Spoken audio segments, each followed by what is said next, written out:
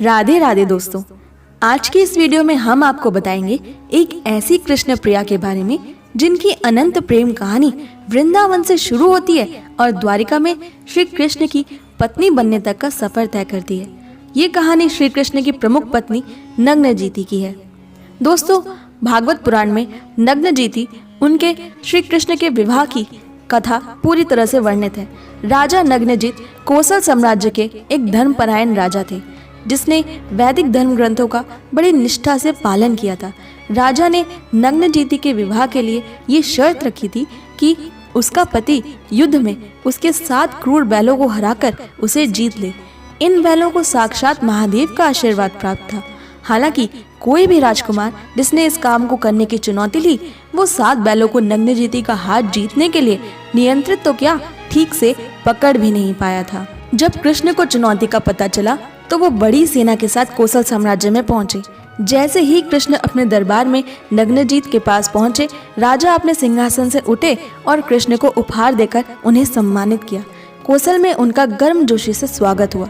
श्री कृष्ण को देखकर नग्नजीति बेहद खुश हुई और प्रार्थना की कि श्री कृष्ण ही उनके पति हों। राजा और उनकी बेटी दोनों श्री कृष्ण की दिव्यता के बारे में जानते थे।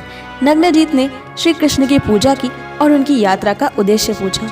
जब श्री कृष्ण ने घोषणा की कि वो स्वयं नग्नजीति से विवाह करना चाहते हैं, तो राजा ने कहा कि उनकी बेटी के लिए उनसे अच्छा पति कोई हो ही नहीं सकता। लेकिन उन्होंने ये प्रण लिया है कि वो अपनी बेटी की शादी एक ऐसे बहादुर राजकुमार से करेंगे जो 7 बैलों को वश में कर लेगा। राजा ने श्री कृष्ण की वीरता की भी प्रशंसा की और उनसे कहा कि वे उन 7 बैलों को आसानी से वश में कर सकते हैं जिन्होंने अन्य राजकुमारों को धूल चटा दी। राजा की बात सुनकर श्री कृष्ण ने 7 रूपों में अपना विस्तार किया और अखाड़े में प्रवेश किया। आसानी से उन सांडों के झुंड को घेर लिया। उन पर ऐसे काबू पाया जैसे वो कोई शांत छोटी गायें हों। राजा नग्नजीत परिणामों से बेहद खुश थे। उनकी बेटी श्री कृष्ण को अपने पति के रूप में पाकर अत्यधिक प्रसन्न थी और उनकी आंखों से खुशी के आंसू रुकने का नाम ही नहीं ले रहे थे। शादी धूमधाम से मनाई गई। राजा ने श्री कृष्ण को 10,000 गाय, 9,000 हाथी, 9 लाख रथ और दहेज भेंट किया। अंत में कृष्ण और नग्नजीति उनकी रक्षा के लिए आई अपनी सेना के साथ द्वारिका की ओर प्रस्थान कर गए।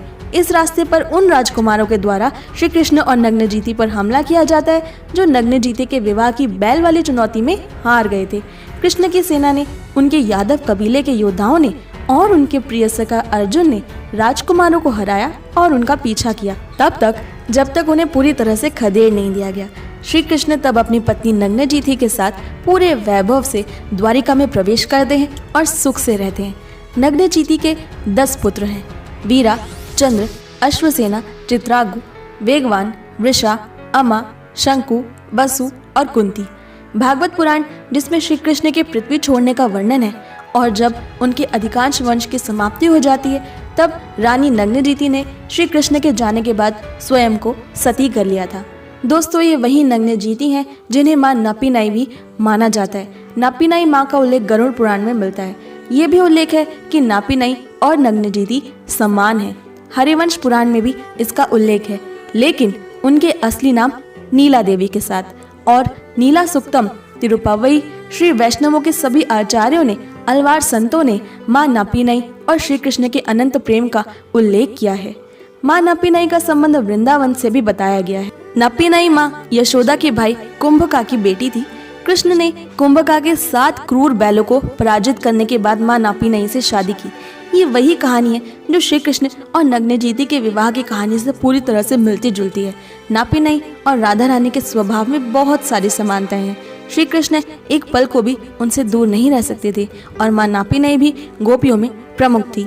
बताया जाता है कि माँ नपीनाई की जल्दी ही मृत्यु हो गई थी। उनकी आत्मा नग्नजीति के शरीर में प्रवेश कर गई थी। माधवाचार्य बताते हैं कि नीला देवी की आत्मा नग्नजीति में प्रवेश करती है और माँ नपीनाई साक्षात नीला देवी हैं। इसी आधार पर और दोनों के विवाह की एक कहानी के आधार पर नपीनाई और नग्नजीति को एक माना गया है। दोस्तों, मुझे इंस्टाग्राम पर फॉलो करना बिल्कुल ना भूलें। मेरी इंस्टाग्राम आईडी है @krishna_my_soul_khushbu।